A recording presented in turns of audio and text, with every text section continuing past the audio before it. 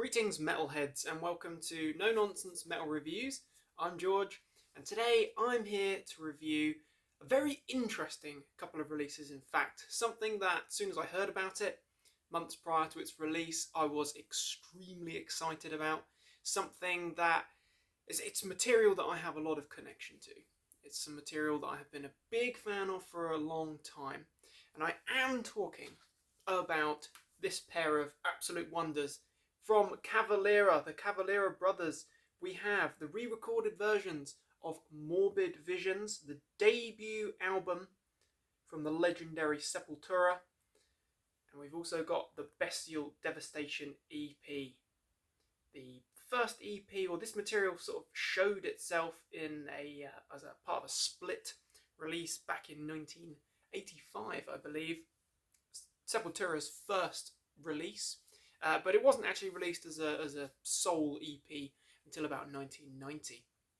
However, the Cavalera brothers have come back together once again, and they have re-recorded these legendary recordings with modern sound and technology, and it sounds freaking awesome. So, most notably, the artwork. That is the first thing that really stands out. So this is the original artwork of Morbid Visions, and we also have the even lower budget Bestial Devastation EP cover, which is quite clearly just a drawing. Now we have this stunning artwork in all of its glory. It's awesome. That Bestial Devastation artwork is so evil. It's so detailed though. And of course, that great Morbid Visions cover. Absolutely love it. And I love both of these releases. So of course, as I say, one of them's a full-length album, the debut album. One of them is an EP. However, you don't really feel shortchanged. It's a 20-minute plus EP against a 35, 36 or so minutes long album, full-length album. So I'm just going to take you through the lineup here. Obviously, this is not Sepultura. This is Cavalera, formerly Cavalera Conspiracy. But you do have essentially 50% of that original Sepultura lineup here. You've got Max Cavalera on vocals and guitar, as you can see here. And then you also have his brother, Iggor Cavalera. So Iggor was, of course, the drummer of Sepultura right up until, I believe it was the Nation album. Have to double check that. Iggor was in the band for a little bit longer than Max. Max leaving in the 90s, just after the release of the Roots Bloody Roots album. So alongside Iggor, we have Daniel Gonzalez on lead guitar, and we also have Max's son, Iggor Amadeus Cavalera, who's on bass. So this is a real family affair here, and it's awesome. It's absolutely freaking awesome. So to give you a little bit of a backstory, I have had this version of these two releases for years. I can't even recall when this was released. I don't think I bought it when it came out. I'm sure that I didn't. 1997 perhaps. That's the year on the back of here. But I ended up getting hold of this around the age of about 13, maybe 14 years old. So a long time ago now. I'm older than I look. And I have to say that this was massively important to me. I absolutely loved these because at the time, the bands that I was listening to predominantly were bands like Slipknot. I was also very big into, at the time, very big into Bullet for My Valentine, Lamb of God. Bands like that, really more accessible, you could say. Not necessarily all of the same sort of category or the same sort of subgenre within metal, but I was only really listening to metal music. I didn't really know of anything else, wasn't interested in anything else. Slipknot was my first love, but then it kind of went down the food chain from there. It just branched out into all these different areas, and Sepultura was one that I came across quite early on. Of course, Roots Bloody Roots being a big hit for them, a big song that is it's synonymous with the kind of groove metal, the nu metal wave, although I always kind of avoided that nu metal thing, bar maybe Disturbed and a couple of other tracks here and there. However, I digress. When I came across this release, this was the first sort of death metal or thrash metal or death thrash release that I'd heard. And I think that it's quite comfortably within that category. It's right at the more extreme end of the thrash metal spectrum. When you consider that material from the Bestial Devastation EP was actually from 1985, around that time, that's really extreme stuff. Of course, we'd had Metallica with the absolutely ripping Kill 'Em All. We're yet to have the debut Megadeth album. Things were starting to erupt out of Germany with the Teutonic thrash scene. However, this was nasty, and this was ahead of the curve. And certainly when we digress to Morbid Visions, or that progression there, that's definitely right at the extreme end of thrash. That's in the death thrash territory. And this material absolutely just sounded so diabolically evil to me, so aggressive. Of course, it's very far removed from the material that Sepultura was creating after that, although I do think that their really extreme thrash, death thrash style was continuing comfortably through albums such as the second album, Schizophrenia, and also the third album, Beneath the Remains. Obviously, Arise, I would consider that to be just a more aggressive thrash album, if anything. But aside from this Sepultura release, or this couple of releases, and what we were getting a little bit after that, after this period anyway, with Creator and Sodom, this was some of the more extreme stuff that was around, certainly at the time.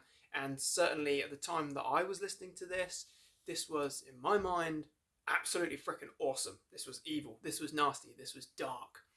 And we also get some great, great songs in here. Although this was a very, very youthful band, the guys were obviously very young, and, the songwriting, certainly at the lyrics stage, it leaves a little bit to be desired at times. But I think that kind of raw punk aesthetic, these guys were crawling out of Brazil, bursting out of that underground. It's got a lot of charm to it. It's got a lot of magic and a lot of character. So we'll fast forward then to these 2023 sparkling re-recordings.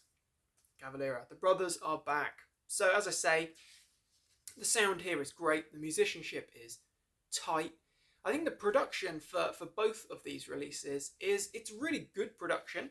And I'll just mention that these were both mixed and mastered by Arthur Rizk, and all songs tracked, engineered, and edited by John Aquilino. They do a fantastic job, absolutely brilliant job, because I think these sound great. Both of them sound great. It's not overly produced. Both of them sound raw. They sound like they've got a good echo to them, but like a cavernous kind of sound, not like a horrible sort of tinny echo or anything like that. This is a cavernous, raw, death metal, thrash metal sound. It's got a real bleakness to it, definitely. So if you're looking for something that's raw and it's aggressive and it's got a good, raw, bare, basic approach to it and sound, then definitely you're going to enjoy these, basically. So track-wise, of course, if you've heard these albums or these releases in this previous form, original form, then of course you're going to be familiar with what you're getting here. However, I would say that there is a distinct difference. Although there is a lot of familiarity, we know the songs, we know the material, there is a distinct difference. Definitely, you really do pick it out. We still have the intro of The Curse, but then we've got Bestial Devastation, which absolutely freaking rips. We have some cracking riff work there. The guitar work is fantastic. I think Max Cavalera's vocals, he sounds fantastic. He sounds excellent. He sounds like a possessed man. He's got a real good vocal style, instantly recognizable. And I would say that here, his vocal style and delivery sounds more aggressive than anything that he's done with Soulfly for a number of years. And that's not to say that, Soulfly are weak, or that Max does a weak vocal performance there, because he doesn't. I like Max, I like Soulfly a lot. However, I would say they sound far more aggressive here.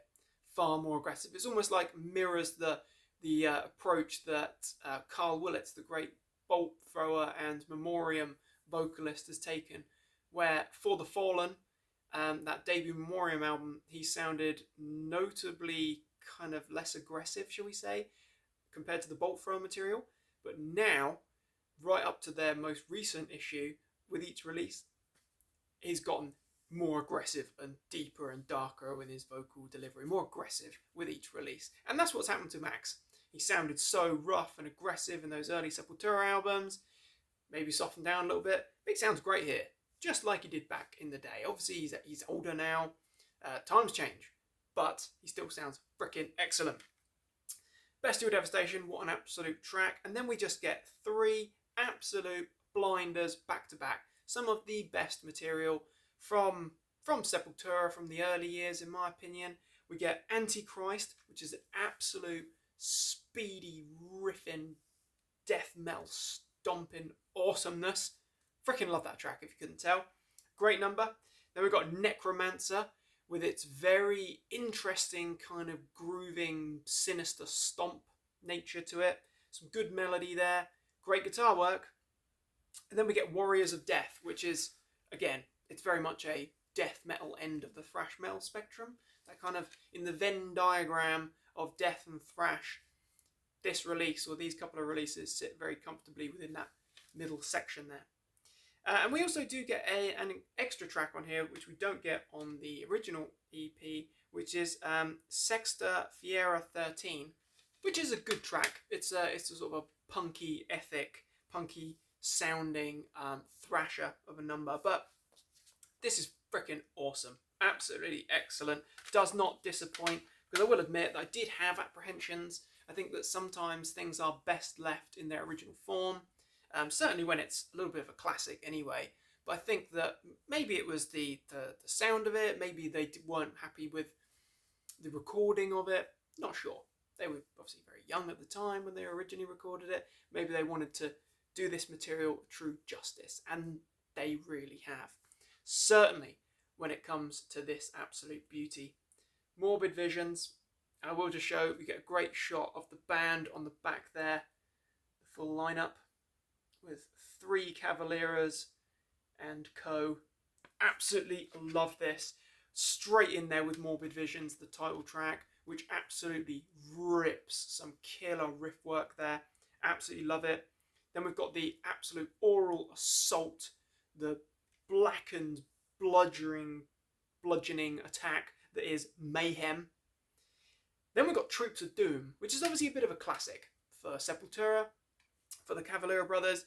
It's an absolutely brilliant track, killer riffs, absolutely brilliant stuff, very thrashing. It's a very fast-paced track. But what I think is really notable here on these re-recordings is that there are a couple of tracks, more prominently on Morbid Visions, and including Troops of Doom, definitely Funeral Rites and Empire of the Damned.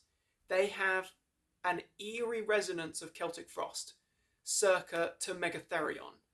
Absolutely. There's such a odd kind of similarity. It's almost a little bit kind of disconcerting.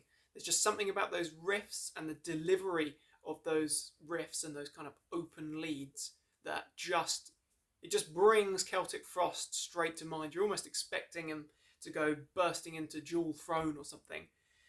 Absolutely cracking stuff though. So good. Love Troops of Doom.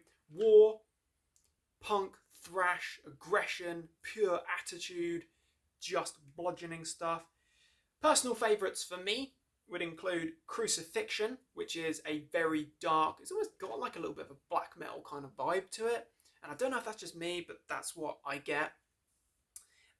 Show Me the Wrath, which is an absolute classic. And I believe that we do have vocal contributions from Iggor on there, from Max's son, who's contributed throughout loads of Soulfly material and yada yada. Got a good vocal delivery there, got a good vocal style, definitely cannot knock it. Funeral Rites, another absolute highlight. Serious Celtic Frost vibes there, cannot get over that, but it is freaking amazing. I hope that you're getting the impression that I like this, because I do.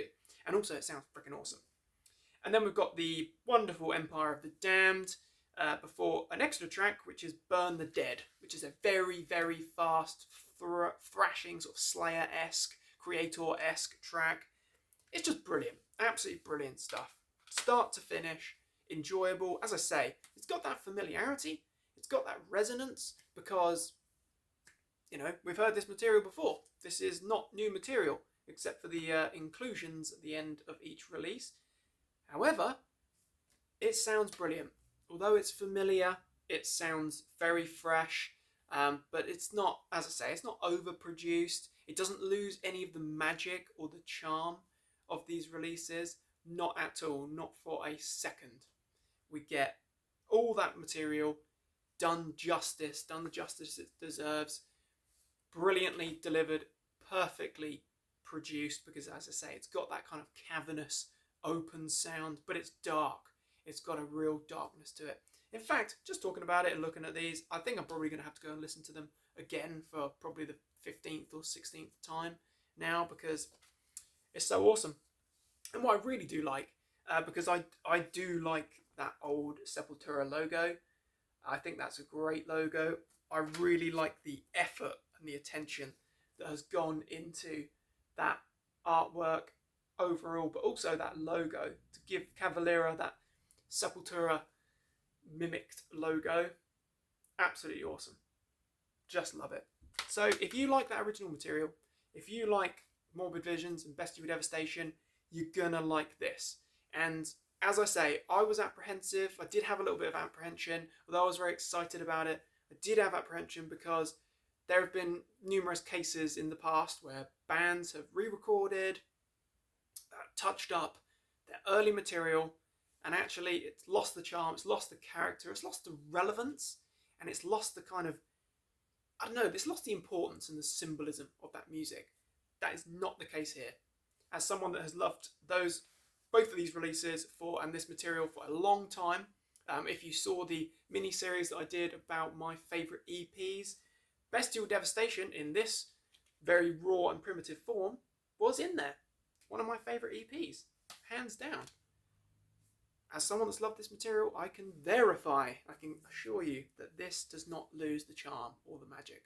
So check it out. If you like Sepultura, if you like Soulfly, if you like thrash, if you like death metal, if you like Creator, Slayer, Sodom, Morbid Angel, Death, Possessed, whatever. If you like that good riff-heavy, riff-centric, dark, thrashing brilliance, then you need to check these out. Absolutely. Pick them up. You can pick them up on Amazon for like a tenner each or 11 quid, whatever. It's worth it. Well worth the investment. I was really very tempted to get the rather tasty looking multicoloured vinyl. I believe it was sort of like black and red for Morbid Visions, but it was cropping up at about £40, even more for dollars, about $50. And I just think that's a little bit extreme, but hey, maybe in future, maybe after a few beers or someone the courage to make a heavy investment. But that aside, check out these frickin' releases, and what do you think of these re-recordings? I'm very interested to hear thoughts and opinions of fans alike. Thanks very much for watching, my friends. Do please feel free to like and subscribe. It's always very much appreciated.